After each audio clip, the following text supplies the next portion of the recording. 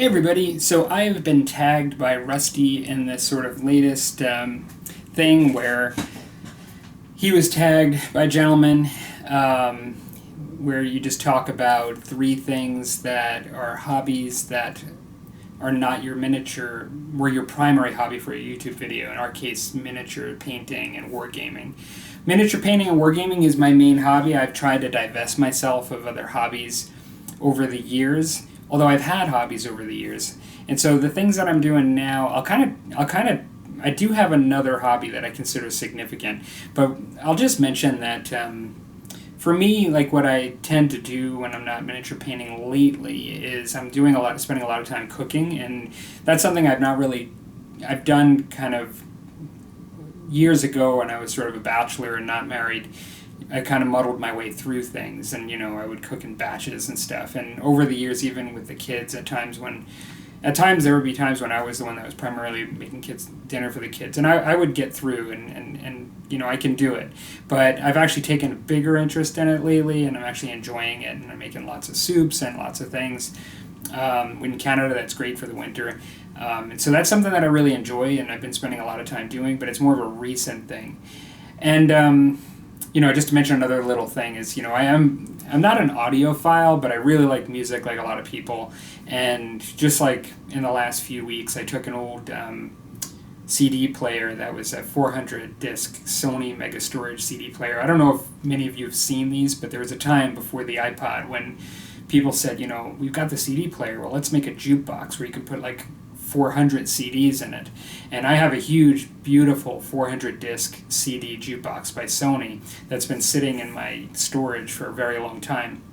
When I went to play it, it actually, because I really like my CD collection, I do think it sounds better than digital, in my opinion. And so when I went to play it, it wouldn't work, so I had to actually figure out, and I had to replace the belts inside for several pieces to it to make the jukebox work. And then even when that happened, it was playing and things were going great with it, but then I needed to service and clean the actual CD player mechanism itself, and that required a lot of ingenuity for me, at least. And so it was kind of neat. I actually pulled the whole thing apart, and I've got it running, and it started skipping. And even after I replaced the belts, which had nothing to do with that, it started skipping, and it was because it's been so old. The grease is sort of dried on it. There's sort of grit in there, and it wasn't riding on the rails of the reader properly. And so I did figure out how to do it, and I replaced that. And that would be like a little hobby thing that I've done recently. For many of you that watch the channel, I actually really watch a lot of films. And so, again, watching movies is something that everybody kind of does. But for me, I kind of think that I watch a little more than most people I know. And I don't watch a lot of TV. I watch some shows on Netflix, but I mainly watch movies. That's the thing I really enjoy, like kind of as a hobby. And I like to watch films, follow certain directors and things like that. And so I'll show a little bit of that in a moment. Just a little evidence of that. But what I'm going to do first is, I thought my main hobby outside of wargaming that I've done for probably, I'm going to say, you do the math, but I guess I'm going to say about 1998 is when I started it. So it's over 20 years, is aquariums. I started out with freshwater aquariums, and then and I got into like going from just doing things like I don't even remember what I started with, but it was things like tetras and stuff like that. And then I went and did African cichlids. And actually the tank that I have upstairs now, I used for my African cichlid tank for many years and then converted to saltwater. And so I used to be more into saltwater aquariums and more into it. I used to have a lot, and I've divested myself a lot of them. So I'm going to show you right now what I have upstairs in my living room. Hey everybody, so for my main hobby outside of the wargaming, I would say it's probably my fish tanks. And like I mentioned recently, I just have one display tank. I guess I could back up here a little bit. It goes to about all the way over here. I don't know if you can see, but it's like 6 feet long in my living room. This is my it's a combination of stony coral and soft corals. It really looks, because of I actually have increased my white lighting. Like normally I have it on almost 95% actinic blue lighting. It's sort of a lighting that the coral really like. But in order to get it even somewhat so you can see on film the color, otherwise it's really dominated by blue, I've had to actually turn out my white lights just so you can see that yellow tang fish that's swimming up here. He would look even black, like, or blue, like if I didn't actually do that. This is really red looking with the naked eye. It's hard to really see that on camera, I don't think. But basically I have some what they call frog spawn corals. This was a huge colony that just naturally split in half. This is some small stony polyp coral here. I have a torch right here. I've got some candy canes over here. And so, yeah, like basically this tank is something that I'm just trying to get back into a good shape again. Like it's really starting to come along nicely again, but for a while there I was just had it on maintenance phase and I was kind of really barely keeping it alive, to be honest. I don't have that many fish, I just have 3 fish. I'll probably get some more. When you focus on the corals, sometimes getting too many fish is not a good thing because it just creates too much waste in the tank compared to what you would have in a natural habitat. But I'm looking at getting some more fish in here. I'm kind of just at a really low amount right now. I have a clownfish. You might be able to see him. He's right here, black and white. He's a black and white clown. And he likes to go in the torch a lot because even though they sting, they don't sting his skin, just like an anemone. I've got 2 tangs. One's like a purple looking guy with the orange eyes, and then I've got the yellow tang right here. And so, yeah, I'm actually looking to get more coral in here. Maybe I'll show it one day again in the future when I've got more in there. What I'll do is I'll show a quick picture on screen of my Pride and Joy tank that I've had many years ago when I was really, really into the hobby and really focused on it, and how I got the corals to grow, all different kinds. I'm looking to get back there again, and yeah, so this is something that I like to do in addition to wargaming. So just like I said, this was my Pride and Joy tank here. This is a 120 gallon tank, which is actually not that much different than the one I just showed. It was only 4 feet long, but it was 2 feet in depth and 2 feet in height, so it was a bit more cubish. And this was probably when it was at its peak. Maybe not the best picture, but I was never the best at actually taking aquarium pictures.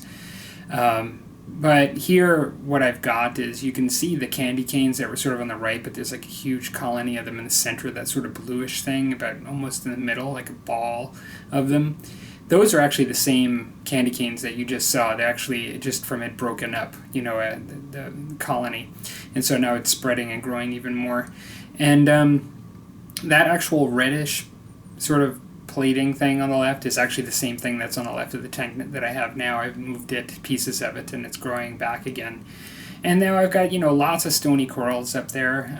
The one that's on the right there is really, it's what they call a stag or bird's nest, and it's, you know, really thin. It breaks really easily, but it kind of really branches out everywhere to a thick scraggle of stuff. And I've got like a huge plating coral on the bottom right there. It's green. It's kind of hard to see, but I always had to chip that back. And then I had lots of frags, like in little PVC on the left there on the bottom of things that I was growing. And so, yeah, that was probably when I really enjoyed the aquarium hobby the most. It was at its peak, and I'm hoping to get there again with this tank soon. I'll just show 2 more quick things here. I have this one that's just a side view of that same tank up close. You can kind of see some of the corals up close there. It's really cool looking, in my opinion. You got the little clownfish on the bottom. And then lastly, the wrasse is blurry, but there's a kind of a really pretty wrasse there in the center of the screen with the corals. You can see the way it went from purple to oranges and pinks. They tend to jump. Yeah, I don't have a wrasse now, but you have to keep the something on the lid on it, or else it'll jump out. Okay, so that's it for the fish. So that's basically it for the aquarium stuff for me. That's sort of a big hobby. And one other thing that I can show you regarding my movies is a little bit more footage. Another thing that I've always shown or talked about is my movies and my liking of cinema, and I always kind of review and talk about movies on Heresy Hump Days. Well, this isn't nearly an exhaustive collection, but this is sort of my ever-growing trove of DVDs and Blu-rays that, and this doesn't even count the VHSs that I still have that are packed away, but this is sort of the collection that also doesn't, I guess I watch a lot on Netflix too that I don't end up buying, just depending on the movie, but yeah, this is where I pull from in my library. And you got a little bit extra there, looking at my dog as well, Xander, who I guess having pets is sort of a bit of a hobby as well. So that's mainly it for me, but what I did actually notice is that one of the things that we had to do was actually pick 3 people that we also would tag. That's a big part of this, and to now say what their 3 hobbies are outside of wargaming. Now, one of them that I'd like to pick is somebody that I've followed their channel for quite a while, and that's Ralph Astley. I hope that nobody's picked him already, but I haven't noticed that yet. Ralph, I know he's somebody that actually has a lot of interests, and so I'm actually quite interested to see what he'll actually put in here for that. So Ralph Astley, you are tagged, and his channel is in the description below. Another one that I would like, another channel that I'd like to shout out or tag would be the channel Mary Hinge, and that's Jim, I believe, at Mary Hinge. And so I'd like to see whether he would be interested in participating and saying what his 3 hobbies are. And then lastly, another gentleman and YouTube channel that I'd like to tag would be Victor Cina. And so that's Victor Cina, and that's his channel as well. All of these are wargaming channels, people that I follow and converse with. And I could have picked, I just quickly looked back at one of my recent videos and people that have commented, and I saw those 3 names, and so that's what I chose, but I could have picked many other people. But those are the ones I'm choosing, the 3. Okay, hope you guys enjoyed that, and interested in seeing your videos too. Take care.